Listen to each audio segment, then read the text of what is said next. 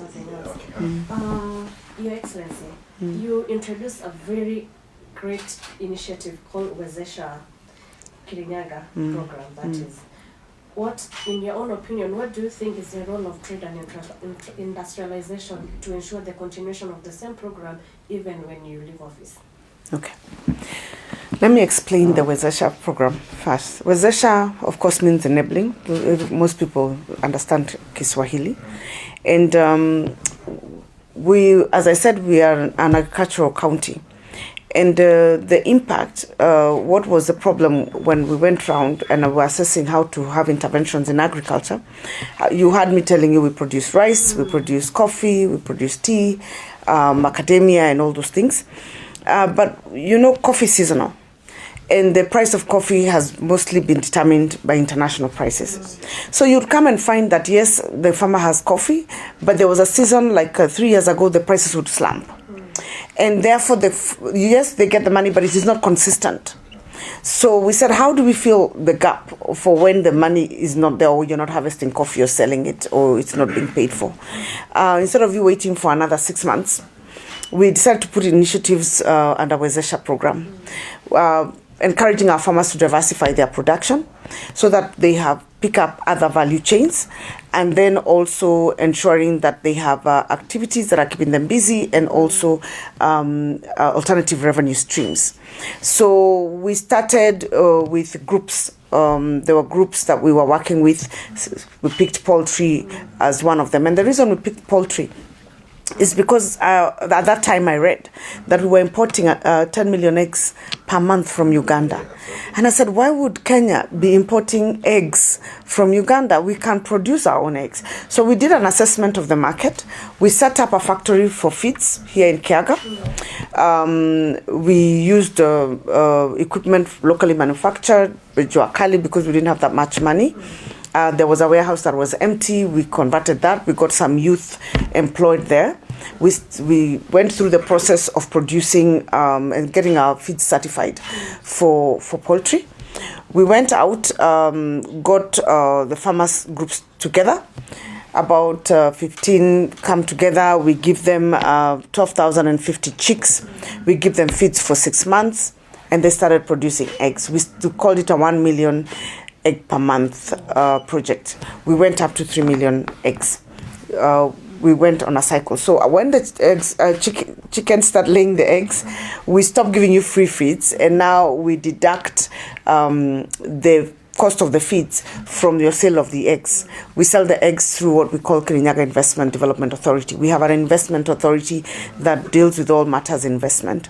And it's been a fairly successful project. We have now transitioned to a different variety of chicken because we have gone learning which ones survive better, which ones are the farmers interested in keeping, and all that. That was one value chain, which was poultry. We picked another value chain, which is avocado. But before I even go there, so if you calculate the income of the group that was keeping the poultry for eggs, we know that an egg would cost more than 12, 13, 15 shillings a farm gate. But let's assume it's 10 shillings, just roughly, for purposes of calculation. And you have 1,250 chickens. But for ease of calculation, let's just say 1,000 chicks, and we say 10 people instead of saying 15. So you will see that roughly one person has 100 chicken. Each chicken roughly lays an egg every day, which is 10 bob. 10 bob plus 100 is 1,000. So this farmer is getting an extra from this project, 1,000 shillings a day. And that is extra from their coffee, from their maize, from their tea, from their rice, and whatever. So you can imagine that's pesa mfukoni, really a bottom-up approach, what we would say in the party. The second intervention was avocados. So we started about 4 years ago to give seedlings for hash avocado. Why avocado? Because there was a huge demand for it in the international market. Again, we checked. we have the climate for it. We started propagating using our youth groups, these seedlings. We distributed over 300,000 seedlings. Every household that participated got 1, 2 to 5 trees. Now, one tree of avocado produces about 250 fruits in the third year for hash avocado. In the fourth year, it goes up to about 500. In the fifth year, it goes to about 750 to 1,000. So for ease of calculation, let's say roughly 1,000 fruits after 3 years, because now we are heading to the third year. One avocado fruit cost about 30 bob, the lowest price, sometimes 40. But let's just say 20 for ease of calculation. So 20 shillings times 1,000 is 20,000 per tree. So if you have 5 trees, you're getting 100,000 of the fruits of the season that you're harvesting. 100,000, you wouldn't need to come and look for me to pay your school fees. You have supplemented your family income, and it's just 5 trees.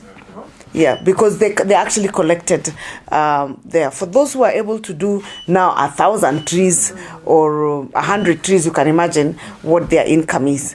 So that is a value chain. And I'm getting to your question about the industrial park so that you see the linkages. Tomato production, I've told you we are the number 1 producers of tomato.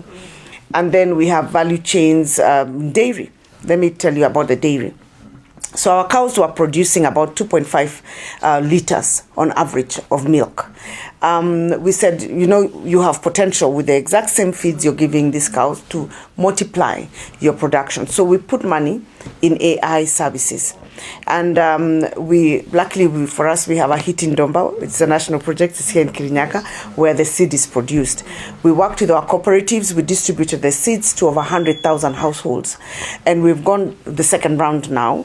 I think we must be at about 80,000 on the second round. So the milk production have moved from 2.5 because of the breed to about 5 liters. And we want to work with our farmers in the next 5 years to see if we can get to 10 to 15 liters because of the breed that we are diversifying. Now, we didn't leave it there. So how much is a liter of milk?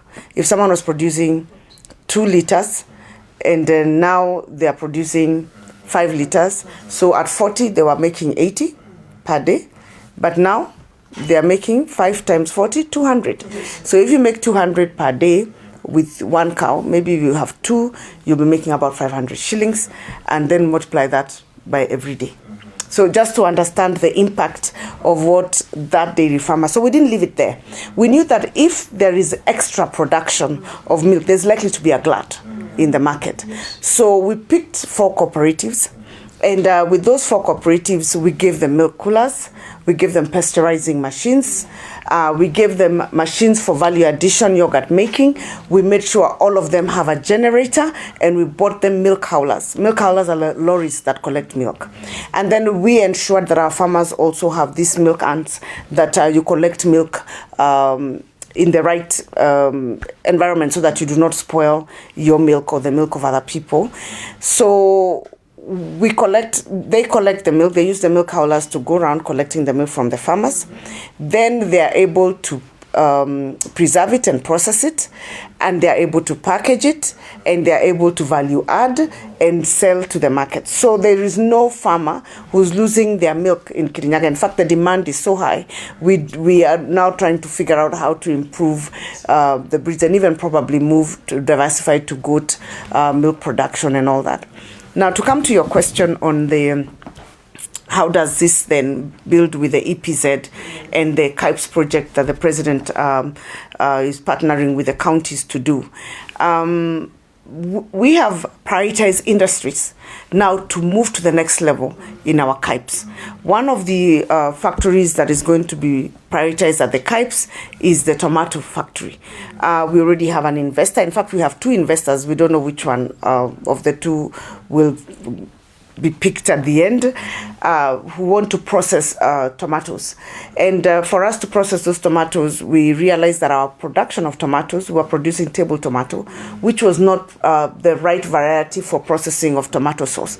So we started propagating for the farmers, educating them and supporting them to get the next, to mix the varieties table and the processing type for tomato paste. And then we have gone and found the investors. We have gotten our EPZ registered. We have the investors going through the last phase of evaluation so that now they can start putting up the factory for tomato processing. So that completes the value chain and reduces the post-harvest losses for our tomatoes, because as you know, tomatoes are not stored for very long. And also in the Kipes, we have the refrigeration equipment. So when there is a surplus production, they can actually take their produce there to be stored for a little bit longer. And we're working with other storage facilities like the former HCDA to see if we can use those facilities for storage of the tomatoes. For the milk, again, in the industrial park, we have two. One person who wants to process for local consumption, another who is bringing an investor to process for export. And there's already an export market established. They've already come from outside the country. They have gone around the county. They have come assess the land. And all they're waiting for is to be given the premise where to build. So you can see where the value chain is going. So making sure that then in the industrial park, the milk that is extra, even from the cooperatives, gets processed to ghee. They actually want to focus even on ghee and cheese and high value yogurt and butter, for export. Then the avocado as well. It is one of those value chains that we have provided space in the industrial.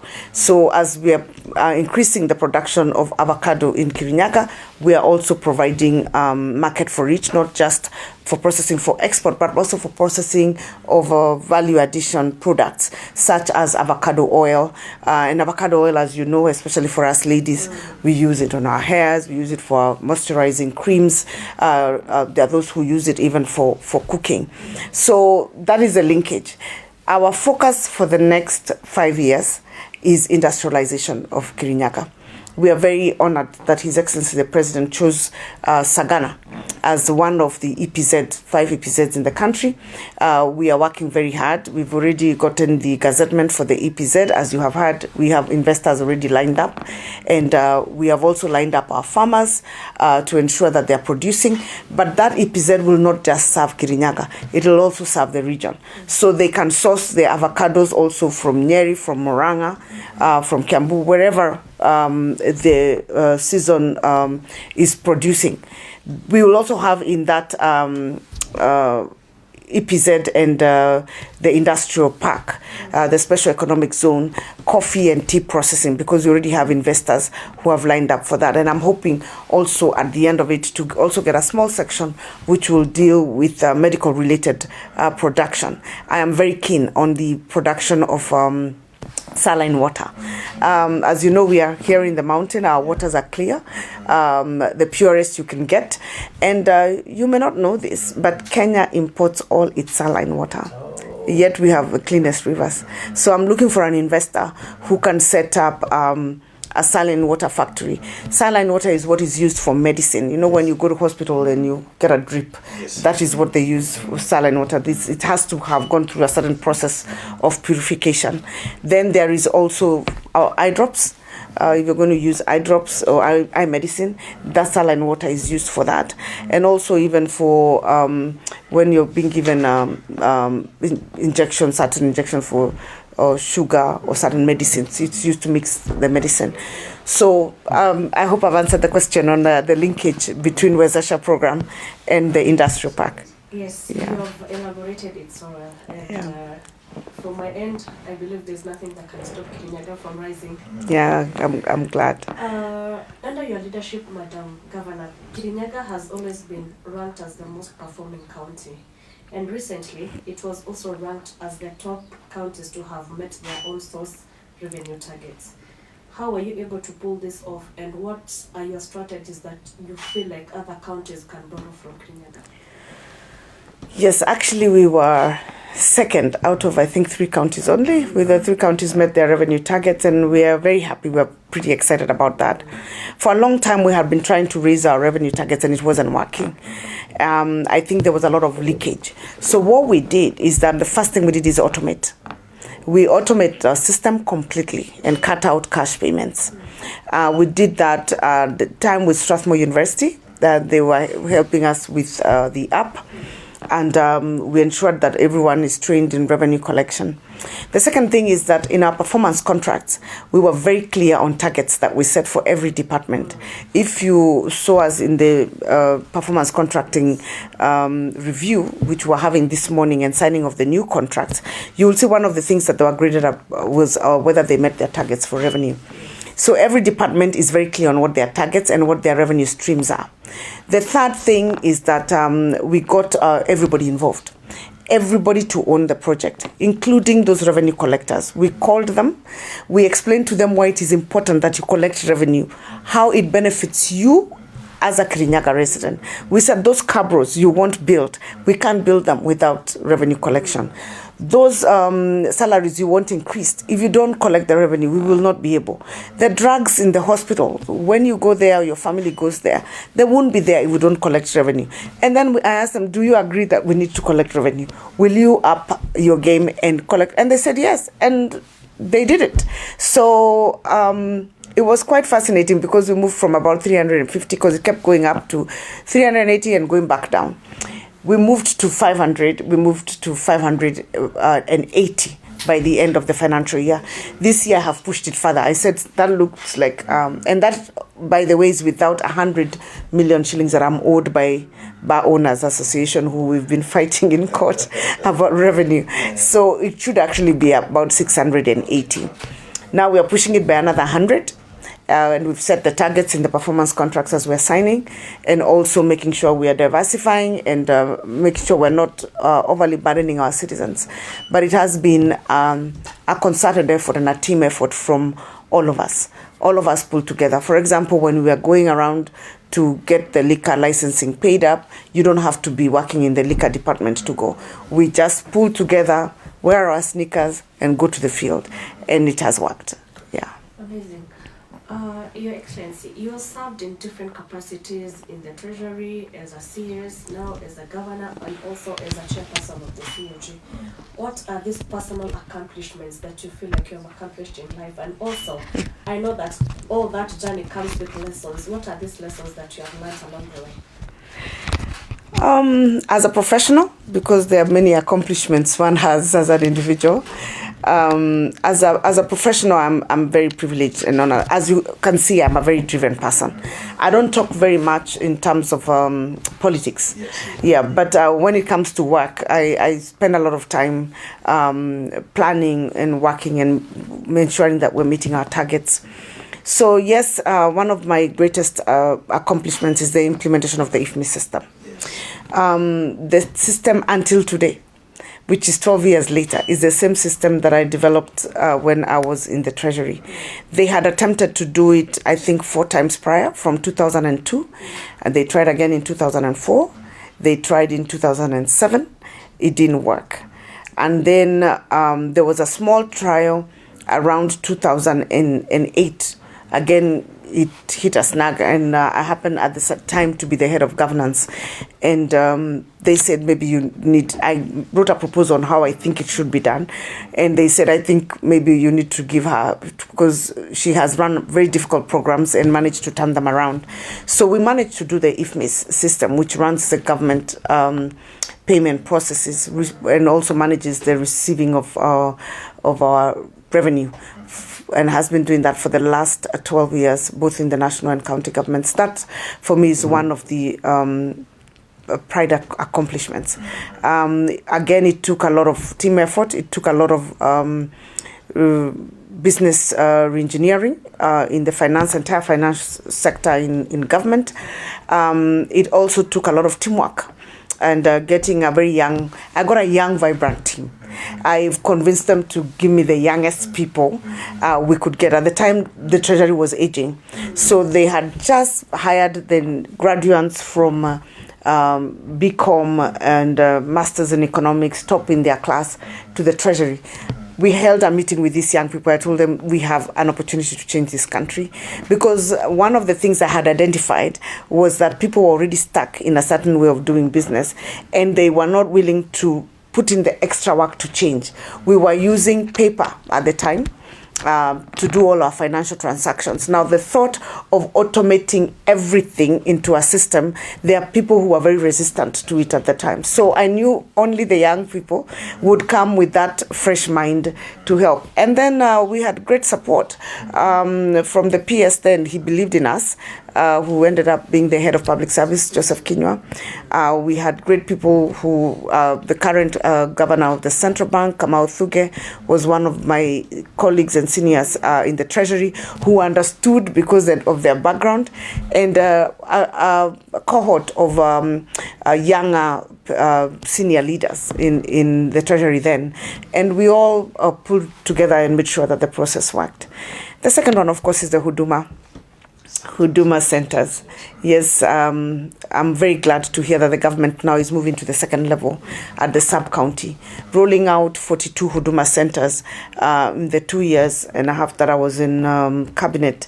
And even the thinking behind it to consolidate all 44 government services at the time, and then they went to over 60 government services in one place. There was a time people thought it couldn't be done, but we did it. It took very many days of collaborative work with the different departments. It took goodwill from the leadership. It took goodwill from the ministers. It took goodwill from the junior staff who run. And a lot of it, by the way, you'll be amazed, is actually the motivational. We input, just like we did in IFMIS, a component of capacity building and transformative leadership change, where you take people to Kenya School of Government and talk to them why it is important that you agree we set a desk for the provision of NHIF at Huduma, and so that people don't have to come, all of them, to Afya House, and then get this other department why we should be able to register for our passports and for our IDs in the desk next. And the Huduma culture, we motivated the team, and you'll be amazed, it doesn't take that much to motivate civil servants. They felt good about making a difference in their county. We had our uniforms that we wore on Fridays, the shirts, and we had, minimum customer service standards, including a smile. We said, if you have a very bad day, please don't go behind the counter. Get someone who has a better day. We worked together. We celebrated achievements. We had targets. And you'll be amazed. They did it, and they're still doing it. So, and even the Huduma team here in Kirinyaga today, they are amongst the most vibrant people who participate, even when we have national events. So I am very honored with that achievement. I'm also, despite the challenges that NYS had, I am very proud of the strides that we've made. I still meet people today from Kibera who tell me, you transformed our lives. We built a sewer system. We made sure there was a road that was tarmacked through. We had an empowerment program for young people, which had great potential. By the time I was leaving, they had saved 500 million shillings in their circle. And you can imagine if that happened for the next 10 or so years, where those young people would be. So I think all in all, of course, there is no journey without its hiccups. There is no service without its challenges. But I think I would count that as things that I am happy to do. And now in Kirinyaga, there is a Wezesha program. No matter what happens, you can never undo the level 5 hospital. It stands right there tall, and it speaks for itself. That's why we say in Kirinyaga, wera warie, kazi yonge. Let the work speak for itself. And even here we say mambo ni matatu. Yeah, we say mambo ni matatu. Ukiongea, useme kazi yonge. Ama unyamaze, kazi yonge. Ama ungoje wale wanataka kusema kazi yonge. So even here we say mambo ni matatu. So in Kirinyaga we say kazi yonge. It speaks for itself. I have also, other than the hospitals I've mentioned, Kianyaga, Kimbimbi, they're now already putting the roof. You've had the president promising me equipment, so I'm working very hard to finish by December or January, so that we open those level 4s. Again, the same standard as in any other international, and Sagana and Baricho. I have built 20 health centers, which are now the lower level. All of this, I'm sure, will contribute to the actualization of UHC, which the president is spearheading in the country, because you need the facilities. And then markets, I have built 16 markets. Now this year I'm building another 4 to bring them to 20. We have tarmacked about over 5, I'm not tarmacked, graded about 500 kilometers of road, the rural roads. When we come to ECD centers, we have built 34, and we are budgeting to improve the number, including with partners, revamping where we can build new ones. And then polytechnics, 17 of them, doing dormitories, dining halls, and also places of learning. We have in Kaitheri one of our polytechnics where we have Wezesha Mama program that does school uniforms for ECDs, and also does, and those school uniforms we're giving them at a very subsidized rate, and in some places we give them for free where there's very dire need.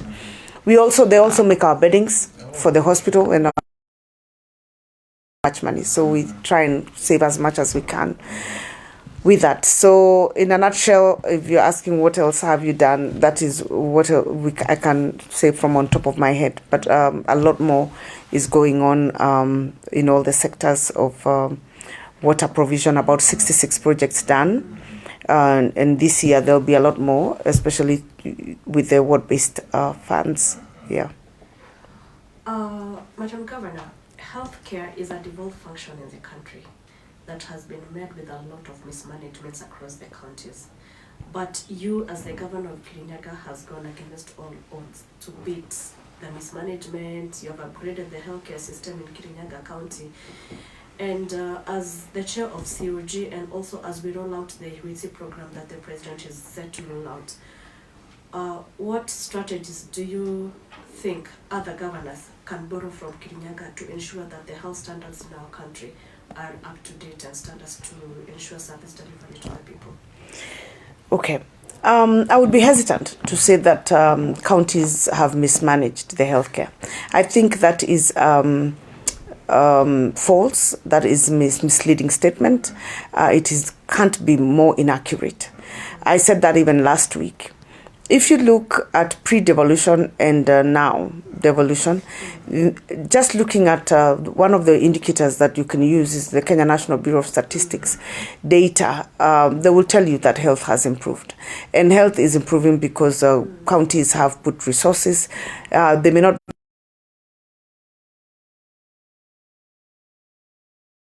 infrastructure as well has been improved. If you look at the number of facilities, they have increased by over 100%. If you look at the child mortality rates, they've gone down significantly because of interventions of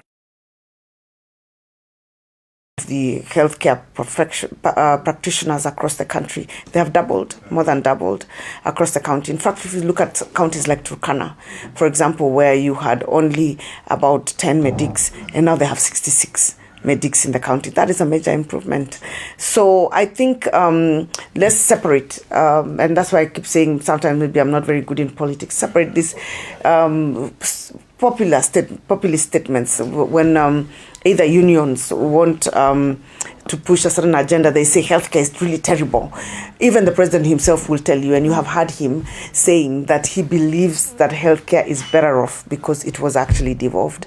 And the framers of the constitution were not wrong. This country had been in the system that we were before devolved for about 40 years before the new constitution.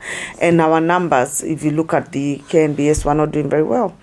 And so, however, there is room for not every county is the same. What would I suggest, and what are we? We are all working together with His Excellency the President in the implementation of the UHC, Universal Healthcare. You have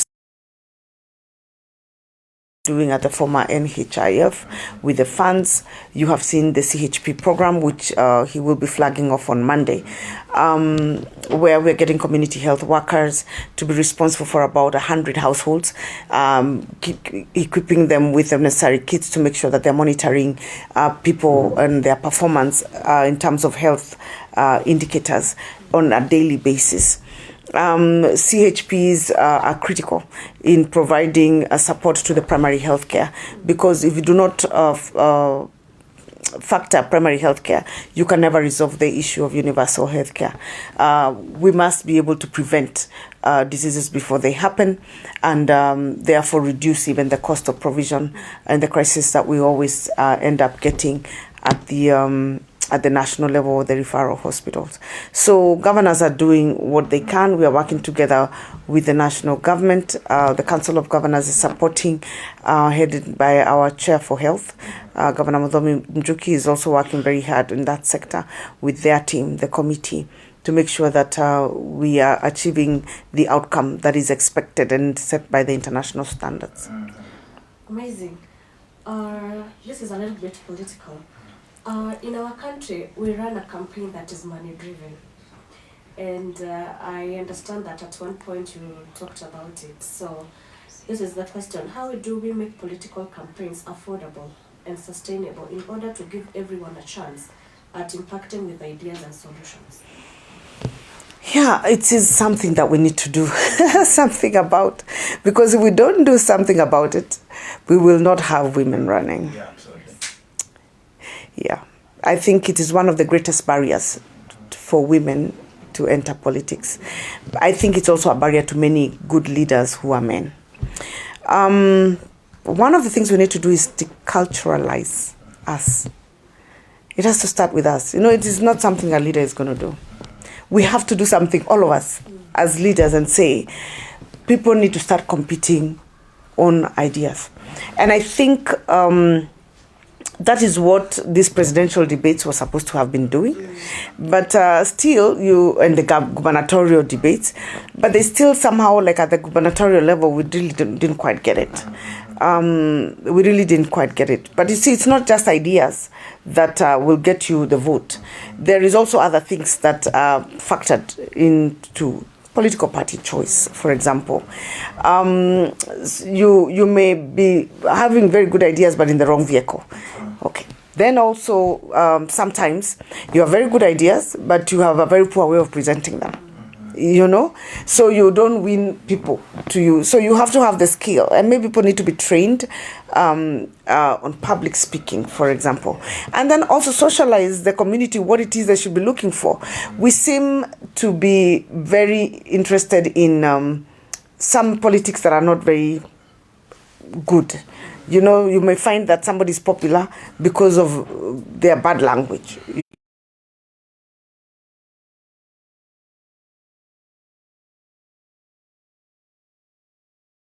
Elect them, but then that person is not able to translate in any objective.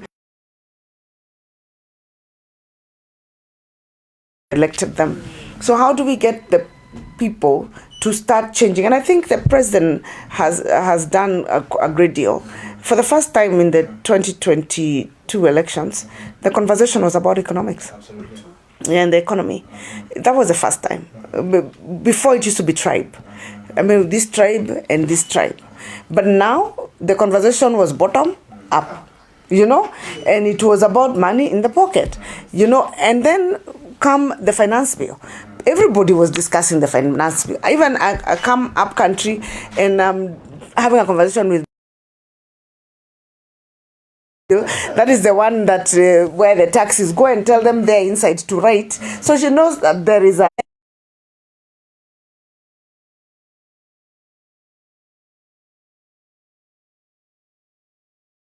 that mean something in terms of changing the lives of people who are pro delivery and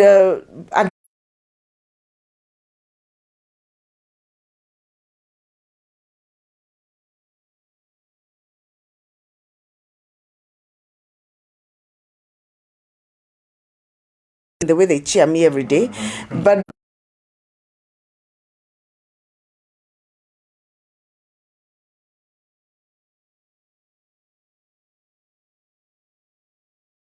to more what is it that you can do, and also the importance of a track record, and not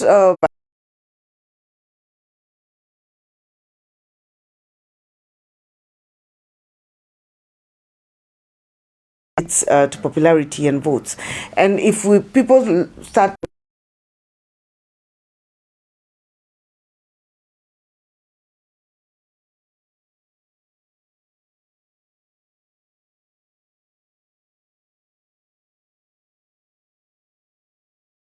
a session every so often online,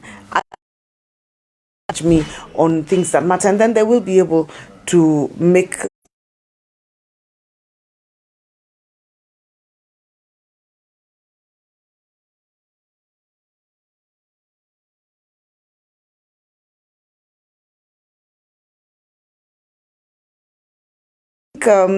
I'm liking what the president is doing. He's raising that bar so high. Yes. I'm waiting to see who after him will say they want to run for president.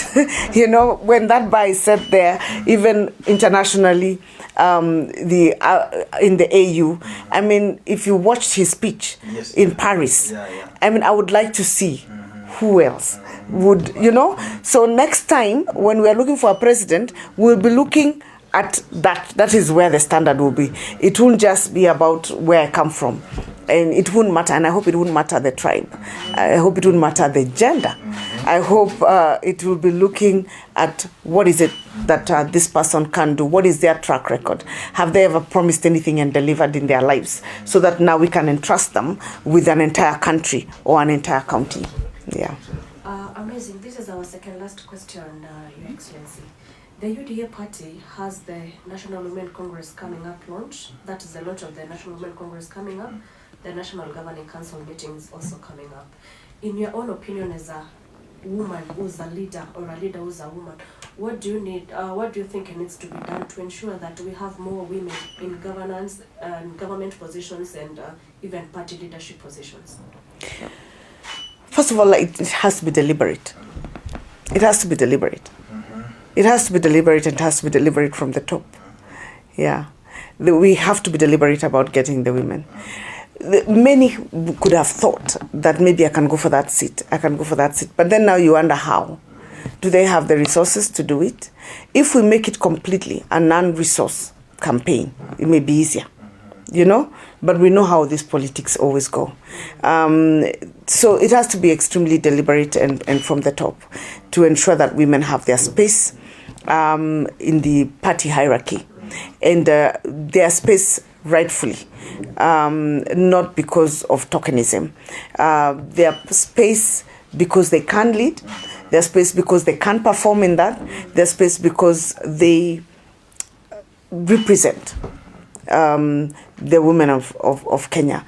So one of the things we need to do is a major campaign, especially for the women, to get them to actively participate from the grassroots. We must encourage them, because I can tell you, I have asked around this week when I've been here, as you know that there are grassroots elections coming. Yes. So are you going to participate? There's more men saying they're going to participate than women. So if they don't participate from the grassroots, then we won't have them up there. Because there has to be an aggressive campaign to make them understand why it is important. And then encourage women leaders who have the potential to be good leaders, who have demonstrated some mark of leadership, that they should participate. At the polling station, for example, if I decide I want to be organizing secretary, I have to be elected at the polling station as organizing secretary. Then I have to move up to the ward level, then to the constituency, then to the county. And the leadership right now, me as a woman leader, especially if we start with us, to encourage the women to participate in the counties where we come from, but also encourage our male counterparts from UDA to ensure that they are supporting a good mix of both genders to participate. So I think that is one. Two, from the party, you need an aggressive campaign. Yes. You need an aggressive campaign, a neutral campaign that doesn't have sides. you know, because when I am encouraging women, maybe somebody will think I'm encouraging that person because that's my ally vis-a-vis someone else. But the party needs to have a